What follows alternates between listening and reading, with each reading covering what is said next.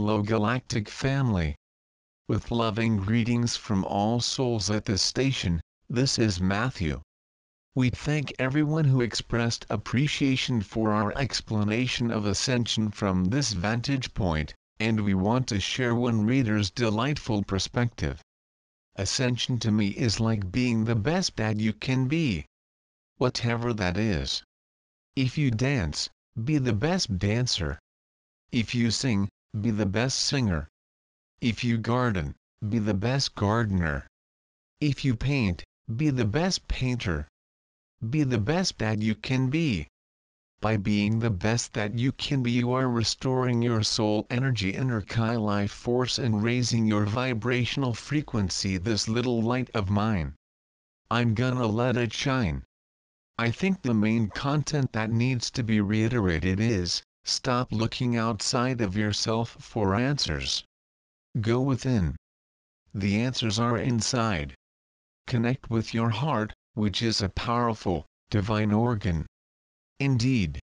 Often we have urged you to heed your intuition, messages to the consciousness from the soul, wherein all truth is known. And in one of God's talks with my mother, he told her, the heart is the seat of the soul. The composition of the soul is the energy of love, and it is in the heart area where the love sensation is felt.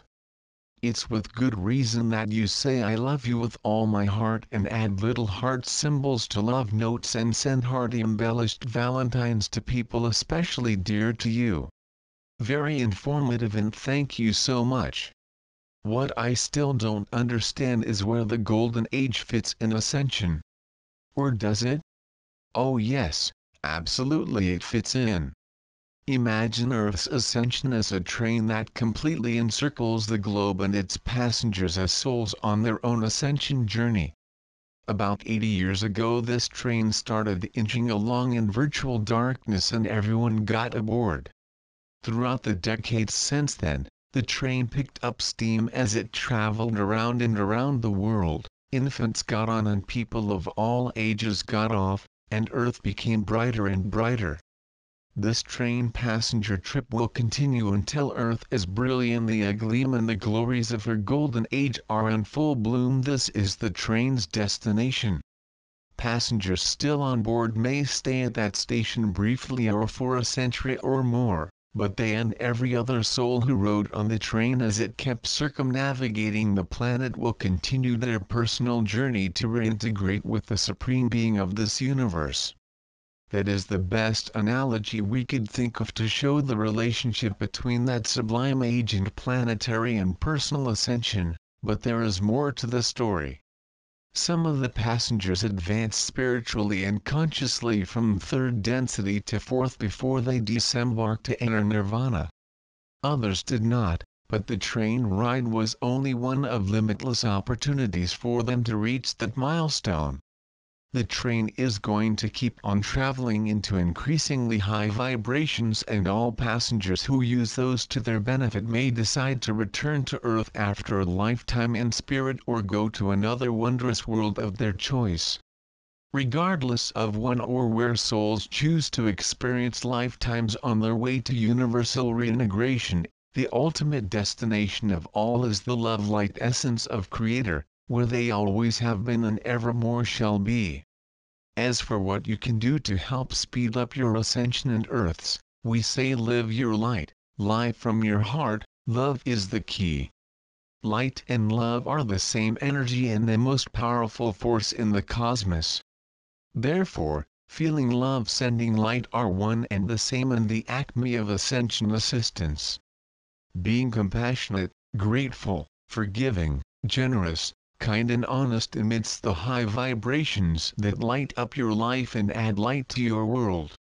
Feeling confident and optimistic about your future and Earth's helps manifest what corresponds with the energy put forth, and visualizing all of Earth immersed in golden white light sends that radiance into the collective consciousness, this so-called universal soup from which everything in your world is materialized. Please ask Matthew if baptism has any effect on the ascension process. Not a whit. making baptism a mandated religious rite was done by the leaders of church and state to give them more control over the populace.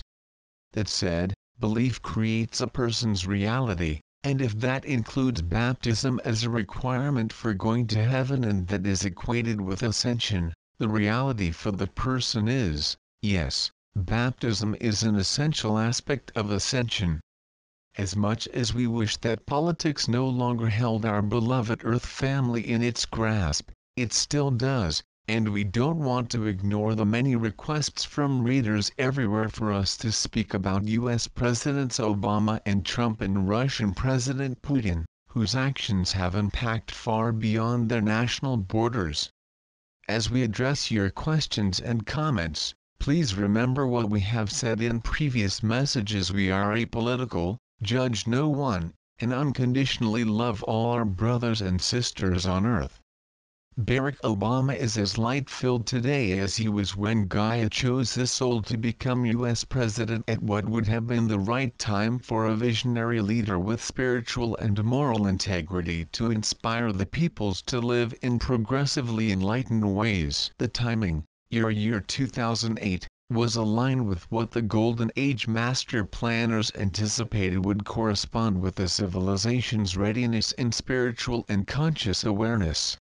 However, some years prior to the turn of the century, souls who had agreed to create circumstances to provide karmic lessons chosen by the masses, then joined the light forces, refused to honor the latter part of their agreement. Having become enamored of unbridled power and vast riches, they continued causing such devastation and violence on their march toward world domination that it caused a 10-year delay in the people's advancing to that anticipated awareness status. Thus, Obama entered office when divisiveness, bigotry, greed, deception, corruption, violence, impoverishment and war mentality still were rampant. By keeping that third density pot boiling, the Illuminati were able to derail or dilute everything he wanted to do for his country and the world, and he made compromises or complied with their demands because of death threats to his family and primary supporters. It is a sadness for him that he couldn't do more for his country and help usher in a world at peace during his presidency, and his motivation remains strong to continue working toward those goals that are Gaia's vision for Earth's humankind. It was not by predestination that Donald Trump became president, and it wasn't a karmic experience he chose in his soul contract. The contract does include positive assets, intelligence, health, wealth, perseverance, self-confidence, entrepreneurial capability, charisma, and his choices in employing those assets have brought him the fame he sought, but they haven't engendered the wisdom and conduct a national leader needs to be respected and trusted. His decision to run for president came from his ambition to succeed in a new kind of venture, and, ironically, it was minions in Hillary Clinton's Illuminati camp who enabled him to do that. Their vote rigging in the primaries eliminated Senator Bernie Sanders, whose adherents' votes would have put him in the Oval Office, and the minions' error in manipulating the presidential election vote count gave the victory they intended to be Clinton's to Trump instead. But few people know that, so the finger is officially pointed at Russia for interfering in the U.S. electoral process, and it is implied that this was done with the collusion of the Trump campaign. Putting aside the means that actually led to the election outcome, two universal laws that are in constant motion would affect whomever was in the White House, and we speak first about the law of attraction and how it has been affecting the president's administration. By acting upon his campaign promises, they are satisfying everyone who wants the country to go in the direction his policies would take it. The greater numbers of citizens want to build on the progress the country has made in civil, legal and environmental reforms. The law of attraction is neutral. It simply brings back from the collective consciousness what matches the energy of the people's thoughts, feelings and actions, thereby supplying in accordance with demand, so to say. Because the preponderance of energy is being generated by the larger numbers of the citizenry, this impartial law is responding to their resistance to a proportionately greater extent than to the policies favored by the President and his supporters. The other law at play pertains to vibrations, and it also is contributing to resistance to the administration's direction. The vibratory fallout includes legal challenges to the travel ban, executive orders, and inability to bring proposed healthcare legislation to a vote, the intentions of which your analysts rightfully deem are to promote fear and discrimination and to favor the wealthy, respectively. The low vibrations emitted by those intentions, along with those of the IOs reversing environmental safety measures, are clashing with the higher vibrations prevailing on the planet. Like everything else in existence, intentions are energy vibrating at one frequency or another, and the moment of the two opposing vibratory levels dancing past in the blink of an eye. If the ensuing conflict between the levels isn't ended by a turnaround in the country's current direction, it will end when unity is achieved in the planes of lighter energy where Earth is heading. Now then, more is going on in the Trump administration than those effects of the universal laws. Activity by the President and his staff is afoot to publicly identify and bring to justice members of the cabal Illuminati within and outside the government. Vibrations support this plan that is of worldwide importance.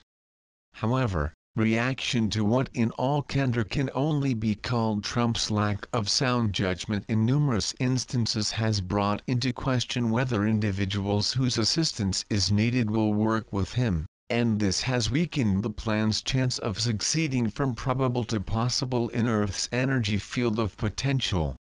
Nevertheless, this is not reason for dismay. Success still could come by way of the presidency, but if it doesn't, it will come via another avenue. The long ages of the Illuminati's dark reign are ending.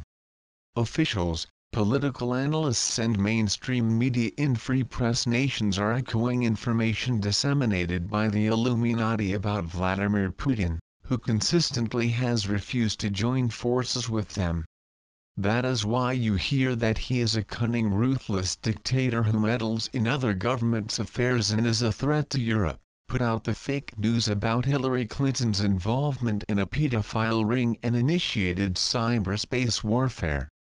While Putin's hands may not be pristine, that profile, like all other lies promulgated by the Illuminati, is way off the mark. They know he is one of the major players coordinating efforts to rid the world of their influence, expose their diabolical activities and hold them accountable, and acquire their ill-gotten fortunes and use those funds to end impoverishment, environmental destruction and terrorist groups. That is a tall order indeed, and the persons involved in this mission are from nations whose histories, cultures, religions, resources and ideologies differ.